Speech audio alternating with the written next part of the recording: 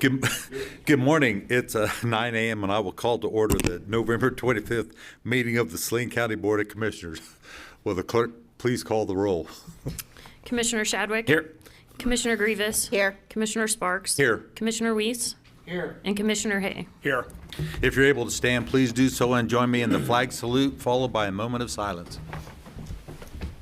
I pledge allegiance to the flag of the United States of America and to the republic for which it stands, one nation, under God, indivisible, with liberty and justice for all.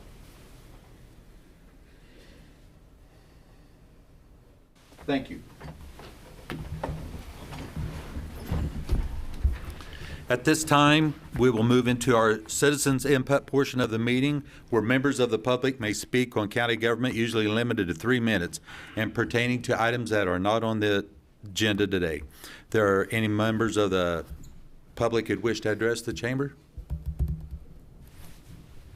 please state your name and address. I've been before the City Commission too. Okay. I'm Lucille Sanderson. I live on Simpson Road. Okay. Now, we have a carnival east of us. Did you know that? We have a roller coaster ride.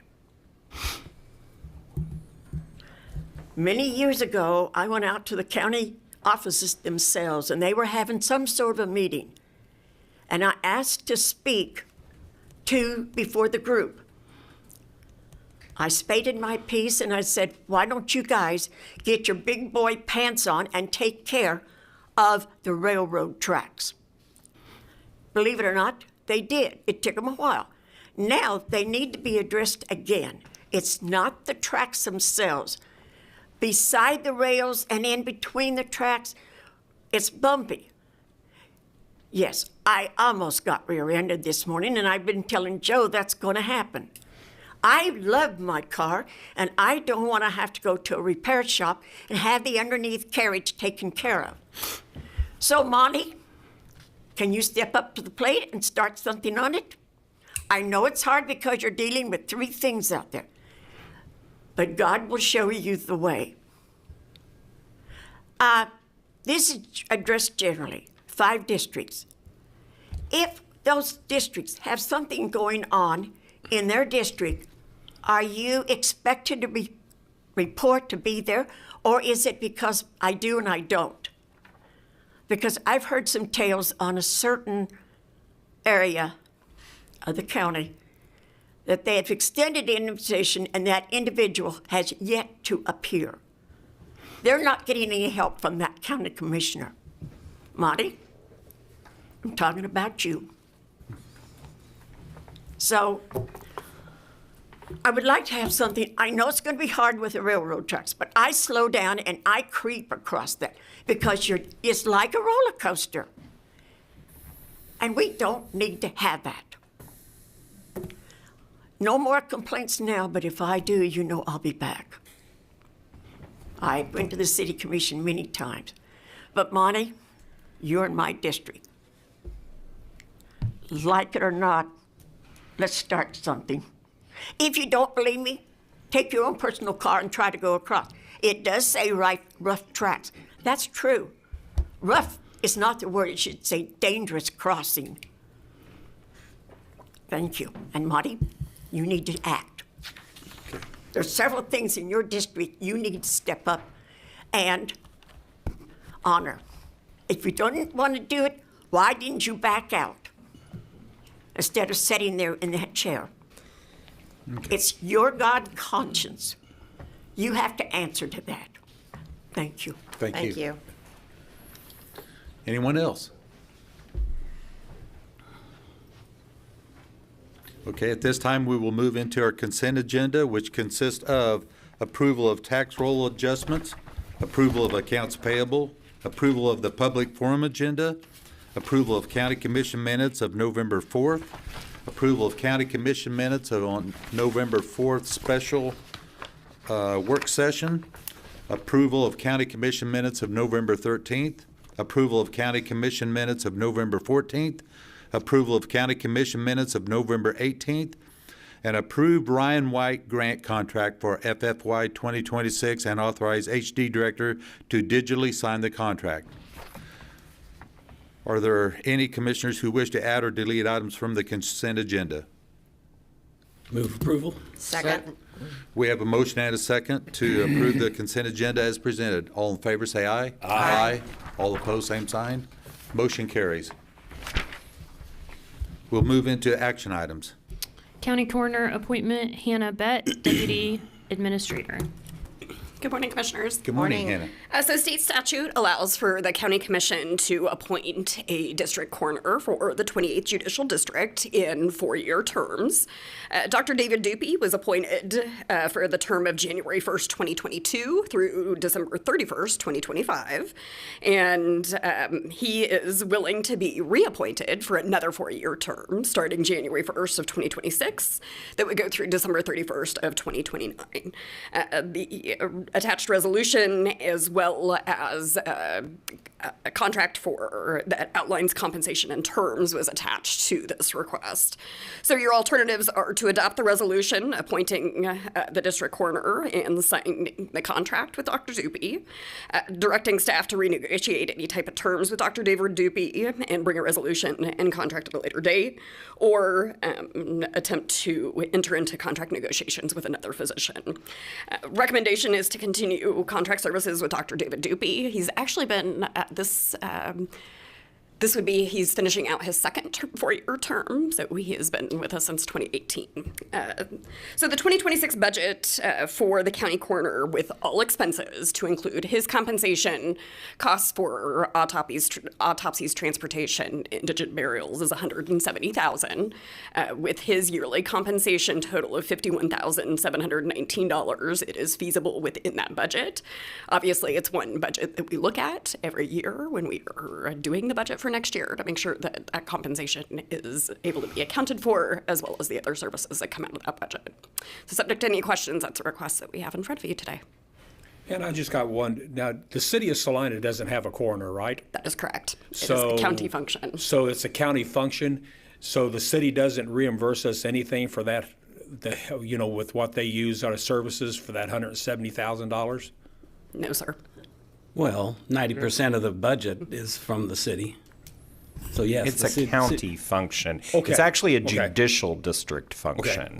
So he's technically the coroner for both Saline and Ottawa counties. There's recent state legislation that permits smaller counties within a judicial district to name their own coroners if they wish. I don't know that Ottawa County has. Yeah, we had that discussion with them. So- Interested. Okay, that makes sense now. Thank you. You're welcome.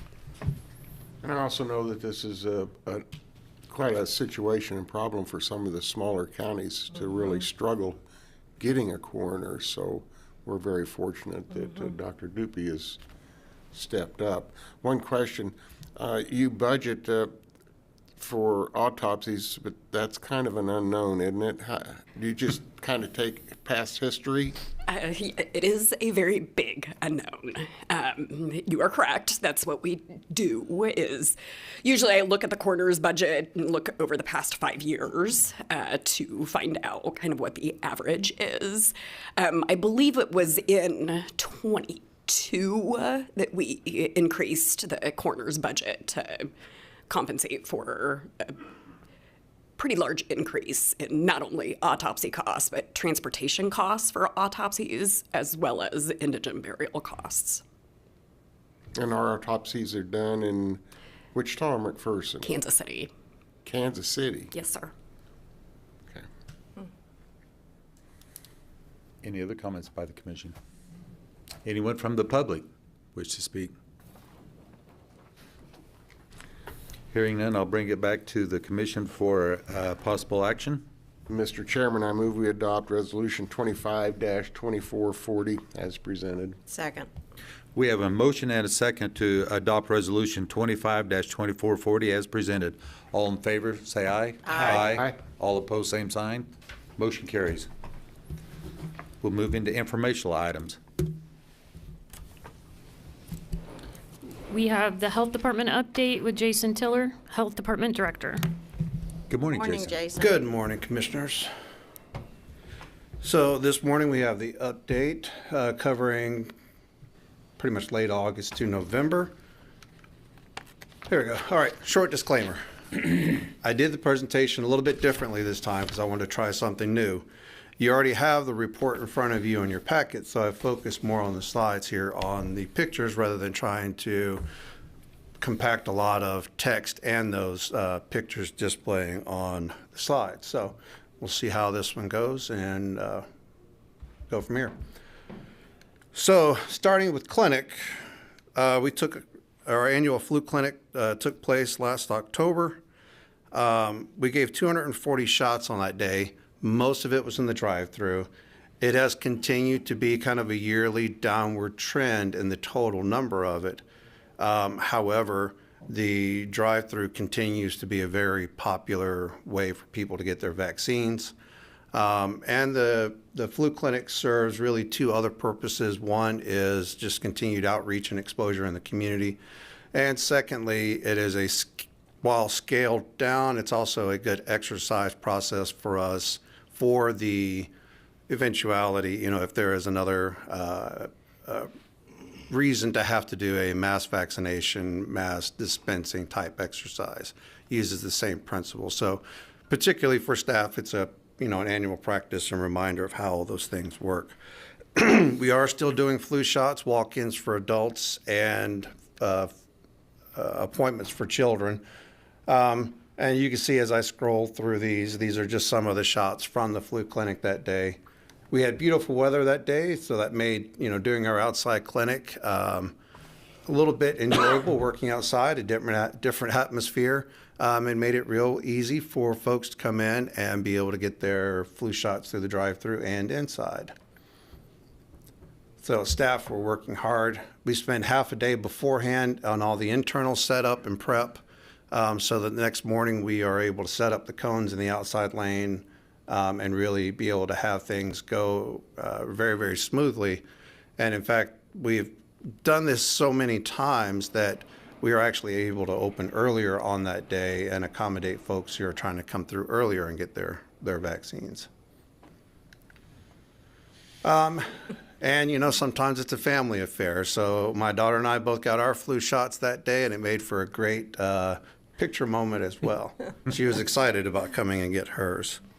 We've also hosted Kansas Wesleyan students. We will have KU nursing students next month, and we have hired a new lab tech. For WIC, with a lot of teamwork, creativity, and perseverance, they weathered the government shutdown without any type of interference or reduction in client services. I'm very proud about that one. In addition, come on, technology, work with me here. There we go. Corey Powell, who is on the left, along with our health educator, Megan Rico, they both graduated from the recent local public health leadership series cohort. And then Corey also graduated from the Foundations of Public Health series cohort. So they have been continuing to increase their skills and knowledge in public health, particularly because one thing that may not be well known is that most people that come to work in local health, local public health, do not come from a traditional academic public health background. So there's a lot of learning about what public health is on the job as they come into it, and they learn their roles and then how their roles fit into the bigger picture. So these classes, like the Foundations of Public Health and the revamped orientation we've done this past year for new staff, are all very important in getting into that firm foundation of what public health is, what it means, and how it works in the local communities, and then the bigger picture. So Child Care in September attended their National Association of Regulatory Agencies conference. Additionally, one thing I didn't have in the report that I found out after the fact is that Alexis attended CAPE Ambassador training. Now, this training was developed and designed to assist child care providers to be able to access provider workforce training and professional development. There's a requirement that they have to have a certain number of continuing education units, as well as just being able to do additional training for providers that helps them to be able to provide child care in a more efficient manner, or to increase their skills in working with kids. And so by attending that training, she's able to help our local providers better navigate the site that is used for that. It's not our site, so we have no control over its level of navigation, so this way she can help them do it. Home Health, I remember last time I mentioned we had our report from Home Health about their survey, and we got the final report back with no deficiencies, so that is a feather in the cap for Home Health.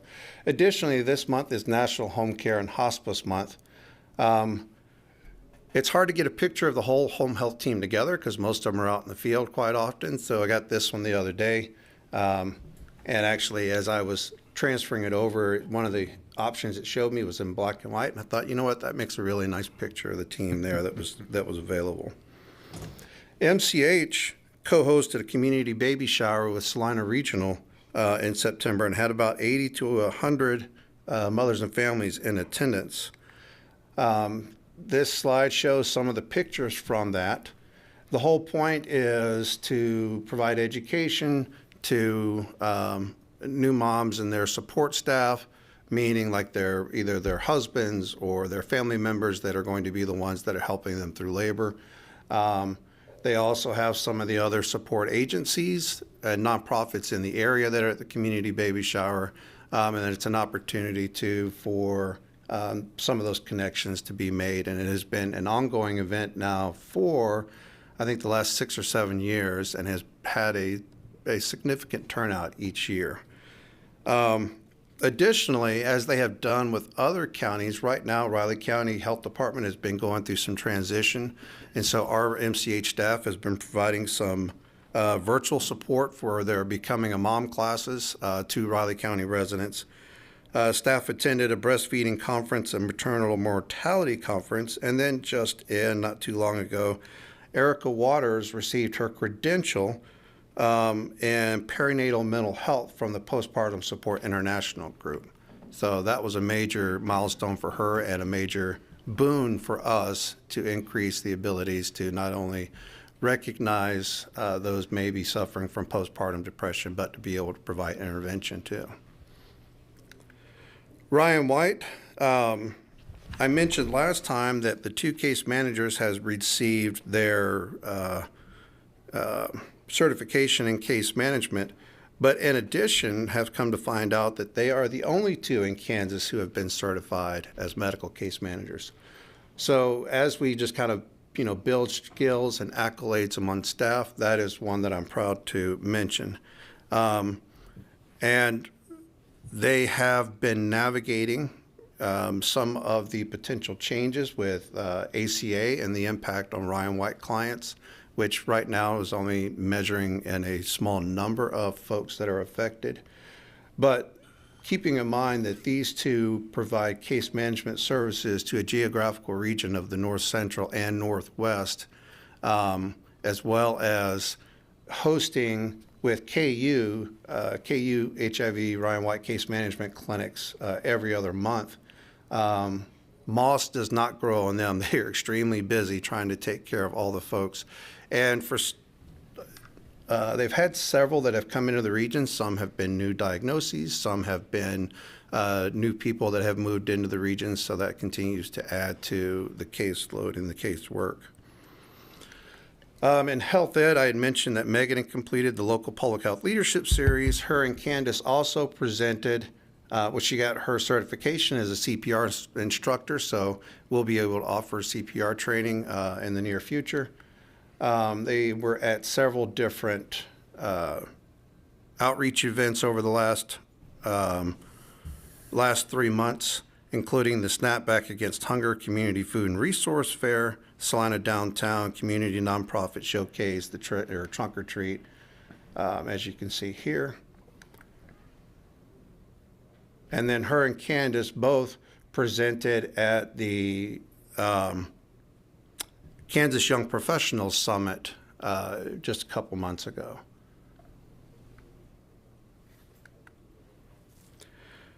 Public Information Officer, Melissa stays busy with Capio and presented there on leveraging internal communications and as an external communication strategy, creating public outreach libraries, setting up media training for department heads, This picture here is her providing or giving her presentation in defense for her the end of her executive PIO program, where she presented her final paper on processing under pressure that I presented to you last time. She'll also be conducting a PIO JIC, and if you don't know what a JIC is, it's a Joint Information Center where PIOs from different organizations come together to manage information during a disaster, and that will be coming up next month.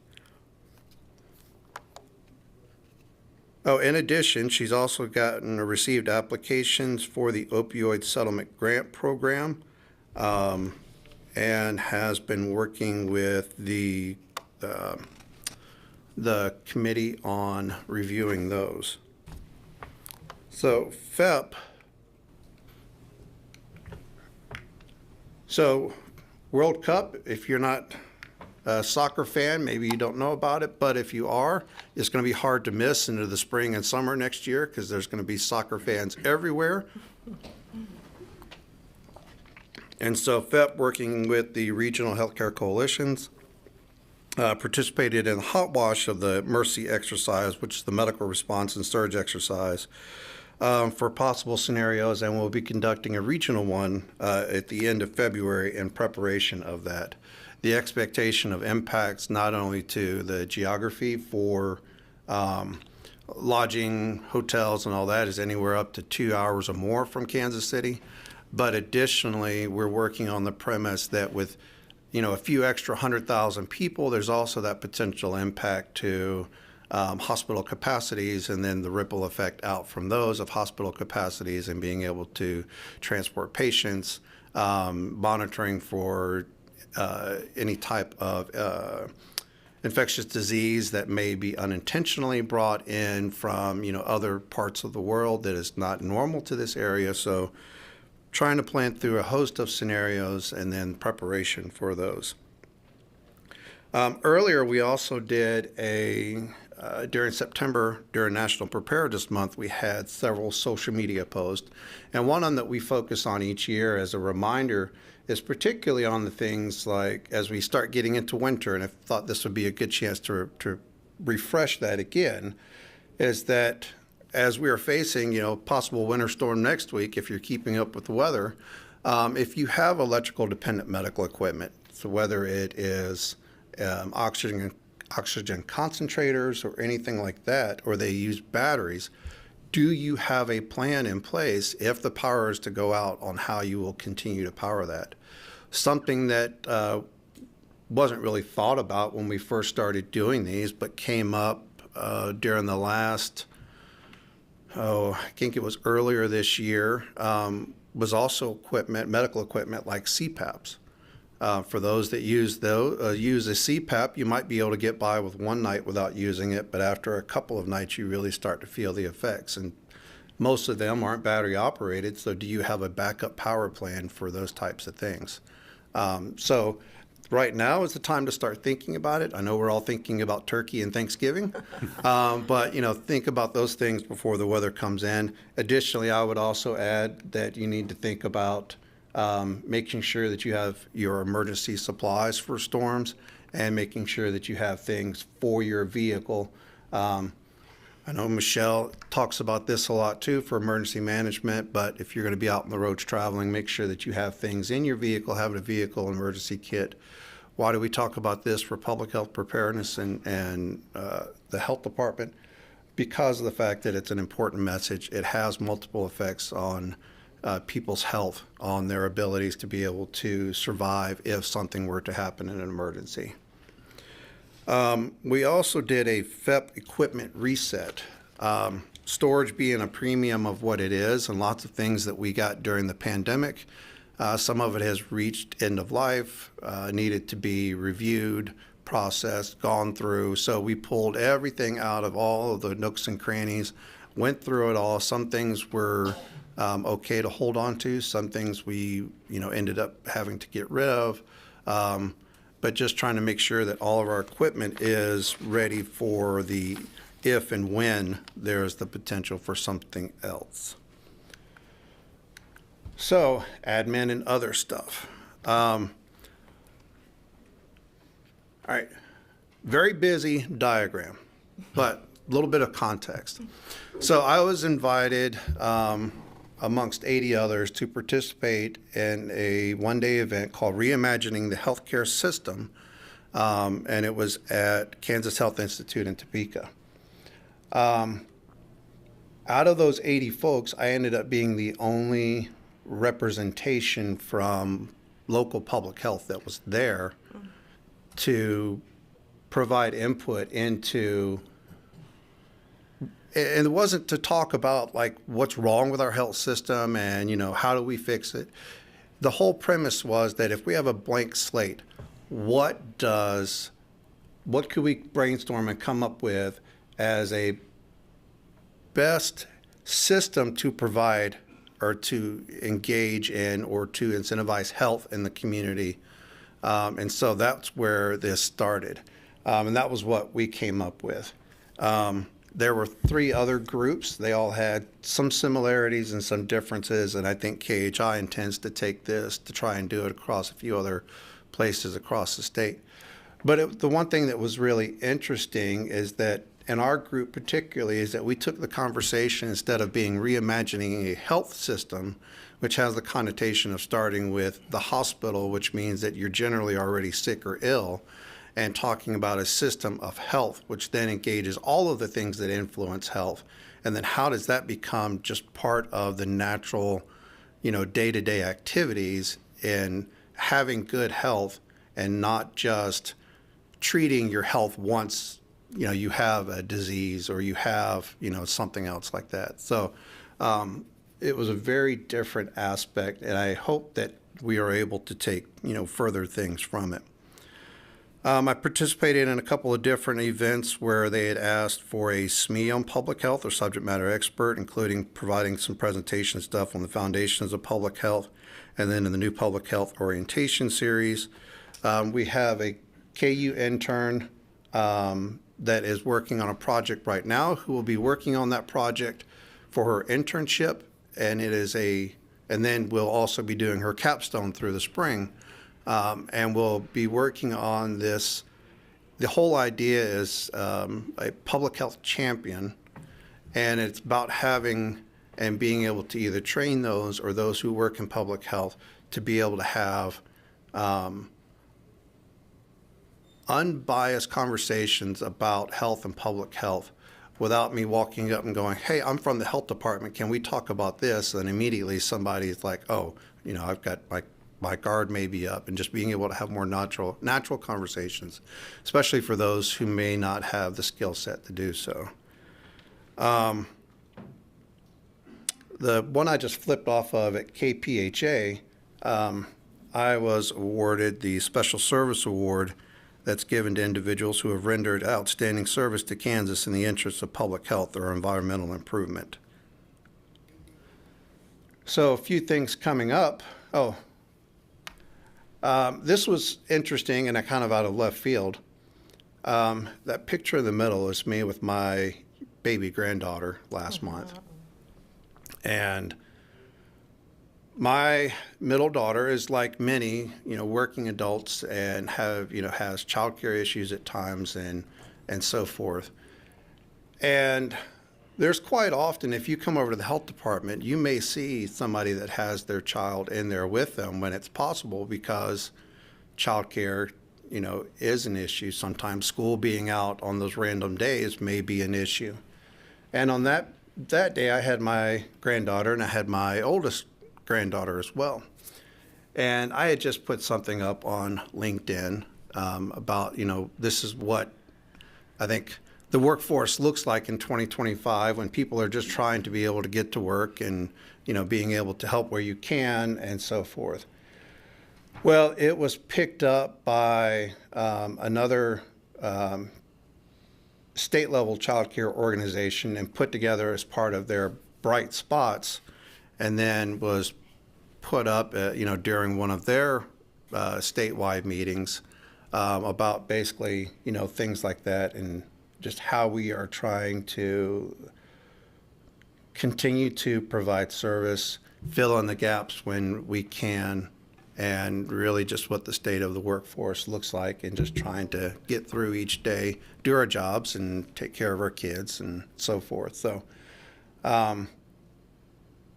for me, that was kind of a testament to what we try to do to take care of our staff and to take care of our clients. Yesterday was Public Health Thank You Day. It's always the first Monday before Thanksgiving. So if you see any of the folks from the health department, say thank you. Otherwise, out around the building, our friends at Sign Gypsies have the signs up there as reminders. So a couple things coming up. Cookies with Santa. They started doing this last year as an outreach, but that'll take place again this year on December 11th. And then I will be at the National Healthcare Coalition Conference next week in Grapevine, Texas, and then with some of you at KAC the week after that. Budget-wise, I will say that I fixed it on the slide. In your report, there was one typo. I had $1,688,000 on expense, so it was actually $2,688,000. However, we are still looking much better in the revenue versus expense than we were last year. Now, part of that last year was that we did have a significant amount of COVID grant funding that we were expending toward the end of the year that was going to be wrapping up.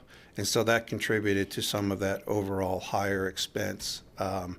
But we are still in a very good position right now in the middle of November as we get ready to kind of move into that end of year to more than likely, because we still have additional revenue coming in, to be under budget by a good margin. And with that, any questions? I don't have any questions. I just want to make a few comments. One, very impressed with you and your entire staff.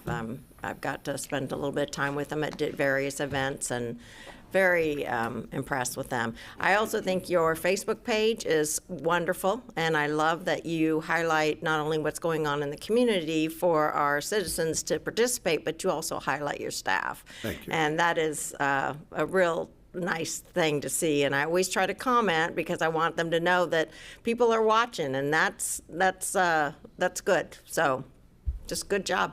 Thank you. Any other comments? All right. Okay, thank Well, you. thank you. Y'all have a happy Thanksgiving, and I will get out the And way. congratulations on Thank you. your award. Thanks. Next item. Commissioner comments? I'd like to ask the sheriff for an update for the jail rate, if it's possible.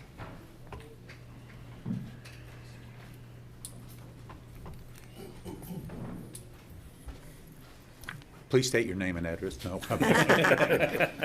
It's still me. Yeah. Good Well, morning.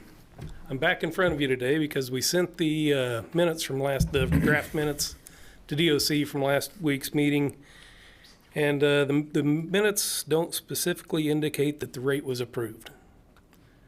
Said that I was going to charge that rate, but it didn't say that there was any approval. So I'm in front of you this morning hoping that we can get, would it be a motion to approve the rate that I'd recommended of $109.33 for the DOC inmates that are held in the jail. Did you say 109.33? 109.33. So the only difference is we just didn't pass it, Yes. make a motion? Yeah, The rate was fine. The rate was fine. It was. Gotcha. We didn't establish the rate, so I suppose. They told him he didn't have to, and now they're telling him he has to. It's fine, it's fine. I It thought just they needed were to be in the arguing the minutes, rate and then too. now it does need to be approved by the commission, so. Well, it's I'm typical here. KDOC. That's Asking- not unusual, so it doesn't surprise me. And I'd request that you make it effective December 1st, so it's no surprise to anybody. Do I have a motion? Mr. Chairman, I move that we raise the rates for KDR, KDOC, Department of KD. Corrections, state parole inmates. state parole inmates to 109.33. Second. We have a motion and a second to approve the jail rate increase as in effect December 1st. All in favor say aye. Aye. Aye. All opposed, same sign. Motion carries. I appreciate you, and I hope not to be back on this issue for a couple years. Okay. Thank you, sir. Thanks. Okay. Any other comments? Next item. Announcements? Well, I will just remind folks, if somebody's living under a rock and doesn't realize that it's Thanksgiving, that county offices will be closed this Thursday and Friday. Okay. Thank you. I have a couple announcements. Past Wednesday, I attended the Airport Board Authority meeting.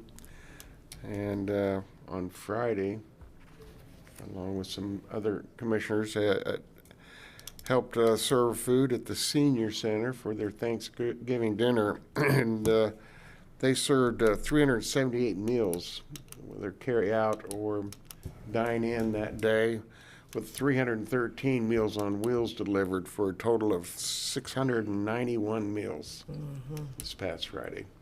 So it was a large success for Rosie and the citizens of Saline County. Very good dinner. Very good dinner. Yes. Okay, any other announcements? Okay, thank you. Next item? Next is a concept discussion on the Niles Road upgrade request with Justin Mader, County Engineer. Good morning. Good morning, Commissioners. Yeah, go ahead and pull up that Google Earth. So I'm here today because Todd and Carrie Kavoris have submitted a request for the upgrade of a section of Niles Road between Assaria Road and Tinkler Road. And this request involves converting a portion of an existing earth road to a gravel surface road for the really to facilitate a residential development on their property. They're also asking Saline County to perform and pay for these improvements. And so I've got an aerial photography up there on the screen, and so I've got three different sections. So the section at the very bottom, it's kind of orange-ish. So that is a section of road. It's about 1.7 miles of Niles Road that's actually designated a gravel surface road. However, the gravel surfacing, just leads to a pasture entrance. I believe back in the day, it was before my time, there was talk of a residence going in on that property. So that section was upgraded, but the house was never built. And so really that section of road hasn't been maintained as well as a lot of the other gravel surface roads, just because it goes to a pasture entrance. However, yes. Did you say that was 1.7 miles? I'm sorry, 0.17. What's a decimal place? Sorry about that. Good catch, Jim. Yeah, because I thought, wow. That's a long stretch of Yes, road. it's just a decimal. But what this request is for the section in blue, and so that is going from 0.17 miles to, I believe, 0.35 miles north to about the half section line. And that's where they intend to, or that's where they would like to build a house. And so their request is to upgrade that section in blue that you see for the purpose of this house. So if that section of road was to be upgraded, we're looking at approximately $17,200 of road rock. That just includes the material. That does not include the labor and equipment to do that. However, the issue we have with that section is there is what we call a small structure. There is a timber bridge located on that, right in that area, and all timber bridges that we have in the county are fairly old, and so condition-wise, this is still in a let's just call it fair condition. But with timber structures, they can deteriorate quite rapidly. And then so once they do, usually got to be, you have to replace those within a few years. And so the issue we have, if that blue section was upgraded and that structure is going to have to be replaced at some point in time, okay? And so I'm looking at about, let me make sure I got my numbers correct, about $180,000 to replace that structure. But then there's also an access issue. because the whole point of upgrading that road is so that new residents would have access from Assyria Road to the south, and then it would lead up to the north to the new house. Well, if we're replacing a bridge, that eliminates that access. Okay, so what does that mean? That means then the county would have to upgrade the north section, the north half mile, which is the section in red. And so we would have to upgrade that earth road to a gravel surface road just for access during construction. The problem we have with that section is there's what we call culvert 1611. So it's a 24-inch pipe, and I believe it drains 421 acres. And so it's really acting as a low water crossing, which means that the storm waters overflow over top that road quite often. A lot of times washing the road and we'd have to go rebuild it. That is not a very good situation, for a road that accesses a house. And so therefore, if we're going to upgrade that section in red, we'd really need to upgrade that pipe, that crossing there. And so we're looking at about $15,000 to upgrade just the pipe, with probably I'm guessing here probably have to what we call a half tanker in through there. And that $15,000 again, that's just the materials to upgrade that red section from from an earth to a gravel, and then also upgrade the pipe. We're looking at a total cost of around $38,000. So there's really no good situation for this mile of road, and that's where it's really the Road and Bridges recommendation that we deny this request for any upgrade on this mile of road. But if we were to proceed, I would highly recommend that we upgrade the north half, the section in red, versus the sections of blue and then the orange. Because I said the orange is currently a gravel road, but it's not upkept very well, and so we'd have to add some gravel on that one as well. Just another little history tidbit. A couple years ago, when they bought this property, the county did upgrade Tinkler Road. From the corner of their property, was it a mile? Darren, was it a mile to the east? And that was with labor, equipment, and materials. I think it was about $80,000 for that. So we do have the. Your wife left. That's what I was trying to. So Todd is here. If you have any questions for them, I've got Darren here in support. Do you have any questions? So if you you're recommending just that red, is it the same? You threw out a lot of costs that would add up to, what would the cost be? Can you tell me that? Okay, yeah. So first of all, my recommendation is not to do anything. Not to do it. I know that. If we were to move forward, right? Yes. So we're looking at a cost of just materials alone of $38,300. What precedent have we had in the past where the county has picked up the entire cost of something like this? Since I've been here, it's always been up to the landowners. Right. When we're going to upgrade a road for their cause or their purpose, the landowners have done that. But then again, it's the maintenance afterwards, that we're going to be responsible for. But what are we looking at for a full project then? If you're talking about the red and, you said that there would be that that bridge replacement or that culvert replacement. So if we were going to upgrade the red from earth to gravel and to replace the culvert that kind of acts as a low water crossing to provide a higher level of service, we're looking at a cost around $38,300. And can you remind me, I know that when we upgraded the Tinkler Road going east of that corner right there, wasn't there some work that we had to do on the road going north up to K4? Darren, I don't believe so. We didn't have to upgrade or put new rock or nothing on that? And the initial request was to upgrade Niles Road, and we told them that road's got too many issues.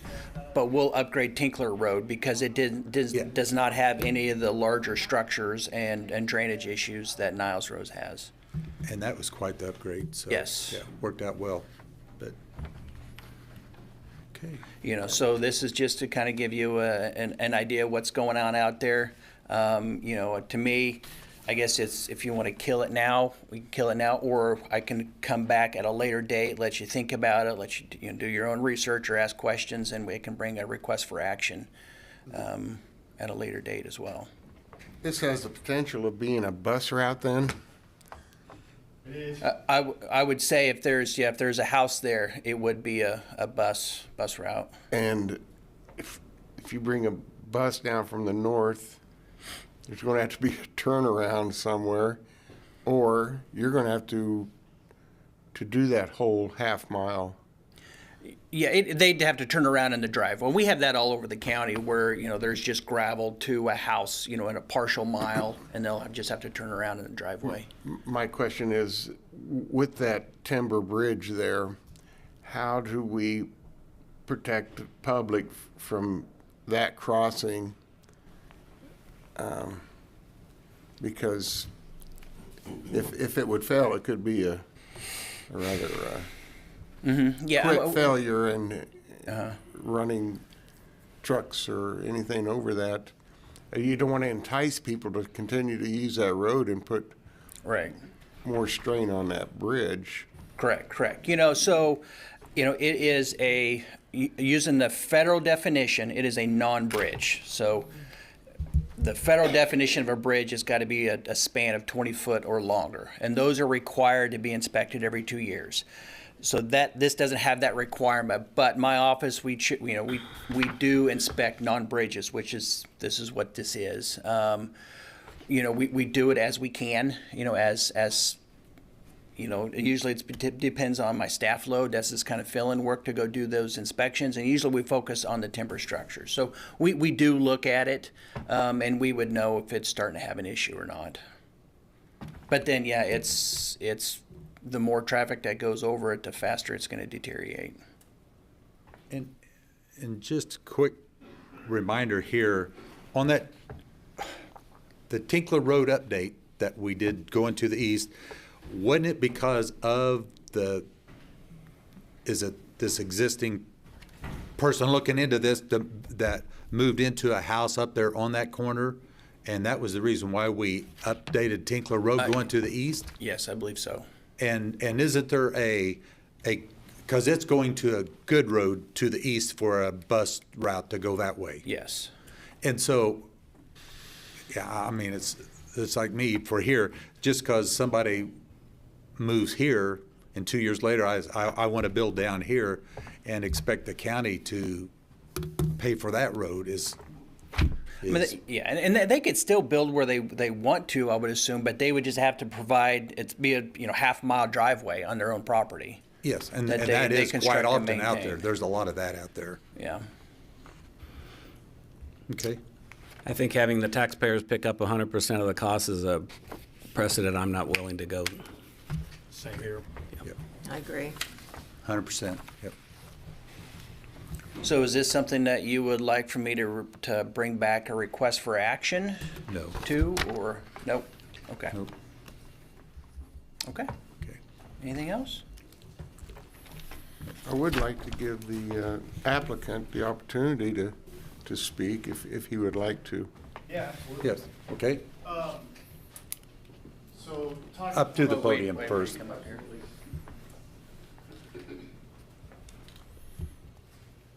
Todd Cavour, 7702 South Niles, the property in question. First, thanks for the time you put into this. That was a good report. Yeah, it's a big ask. I realize that. We did upgrade Tinkler, you're correct. At the time, the Sporting Clays range had been paying about $8,000 a year in taxes. And so $160,000 later, after 25 years, we talked to y'all and agreed, well, it had probably been paid. But yeah, this new upgrade, or this house that's being built on top of the hill, we've outgrown the houses there. So just a little quick background. We got a daughter with special needs, so we got to build a specialized house. It's going to go on top of the hill. We have discussed the driveway as you proposed. One of the things that hasn't been brought up, everything's pretty accurate, in terms of the culverts and everything, that that overwash is an issue. In fact, that 3-inch rain, managed to overwash. So we have looked into putting a driveway in, and we're willing to do that. But if the county was ever going to upgrade that road, we figured, well, now would be the time to at least ask the question. Glenn Supis has the 80 acres that parallels that road, and he also wanted his name put in the pot for this as of yesterday. So I told him I would do that. The only other thing that I would add is that the house we're going to build is going to be a rather nice house. So we're probably looking at $4,000 to $5,000 in additional taxes a year. So the payback time on it for the county is going to be about 10 years. We're already paying about $4,000. So if you take the whole tax burden of $8,000, $9,000, $10,000, it pays for itself rather quick. The only other thing I had, I think that was about it. Well, the dirt work that, I don't know, the county was going to close that mile when we moved down there, and then all of a sudden it got graded and upgraded, and I don't know why. I've noticed there's fresh gravel between Lapsley and Hobbs on Niles with no houses on it. Just noticed that the other day. So there's a give and take here. It's not at 100% cost to the county. You are going to see some tax revenue from us. But thanks for your time today. I appreciate the consideration and the allowance to speak. If you're done, one question I do have: what do you expect the driveway to cost you to install? I think between $20,000 and $40,000. So it's going to be close to what that road's going to cost. Okay, thank you. I guess it's worth mentioning if we want to talk about a split deal, we would be open to that because I'm going to have to spend the money out of pocket anyway. Then the county can benefit from it. But the additional use over the bridge is a good point. If you got a bridge that's failing, you don't want to encourage that either. So, yeah, good points made all around. Thanks for the time. Thank you. That was some of the reasons for my question. Is would we be able to cost share this and also help other landowners or do some good for the county as a whole in that same area? Just food for thought. So Darren did ask the treasurer about an additional $4,000 in taxes that'll be paid. So of a $4,000 additional property tax revenue, $1,620 would come to the county. Okay, so the most of that's going to the school district.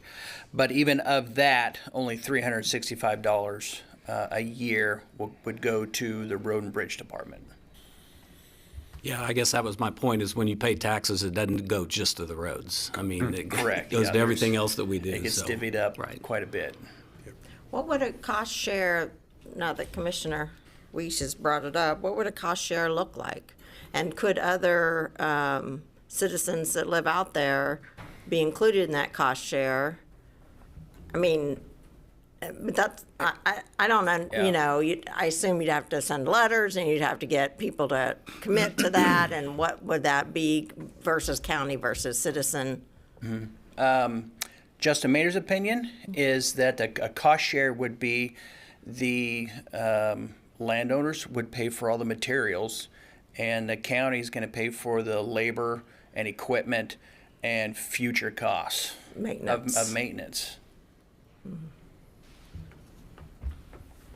So we're still looking at $38,000. If we were to upgrade the red section. And you're still talking about the timber bridge being an issue because of usage so much. Yeah, the timber bridge is always going to be an issue just for through traffic during dry weather. So eventually we're going to have to make the decision to replace that structure, or to close a road right through there. But even to replace the structure, if that's not an access to a house, closing that road to replace it during construction is not a big deal. There's no additional costs to upgrade another section of road just to maintain access to the residents.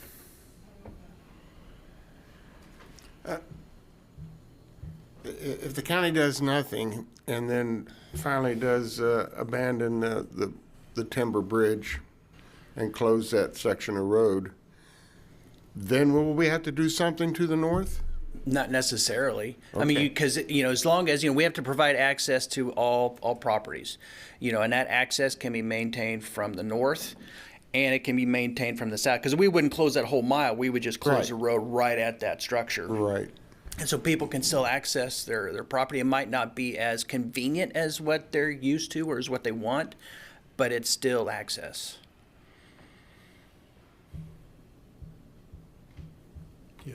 And that's happened quite a bit around the county as well.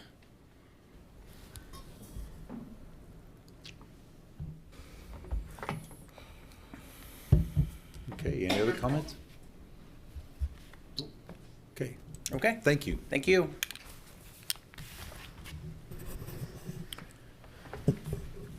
Next, looks like we have an executive session. Staff would request that the commission recess into executive session under the non-elected personnel exemption to the Kansas Open Meetings Act to discuss candidates for the position of county administrator for 15 minutes and reconvene in this room at 10:11 a.m. So moved. Second. We have a motion and a second to approve the executive session as presented. All in favor, say aye. Aye. All opposed, same sign. Motion carries.